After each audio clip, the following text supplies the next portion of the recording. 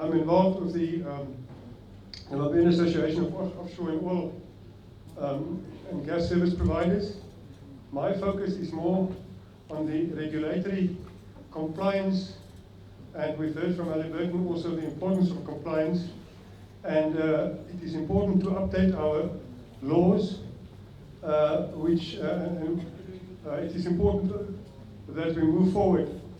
Since independence, we've had a lot of challenges with our to update our laws. I think the capacity still lacks, but with the current presence and involvement of the major oil majors, we will most definitely have support from the private sector to move forward with government and with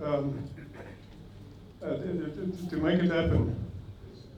The maritime and marine laws, Namibia's profile in the arena as a maritime regime, and to accede to international conventions that affect conservation of ship owners. It is crucial that we, although Namibia has already acceded to most of the international conventions, there are serious pressure to update our maritime and marine laws, and especially offshore. In order to do that, we will have to focus on to get the support. Okay.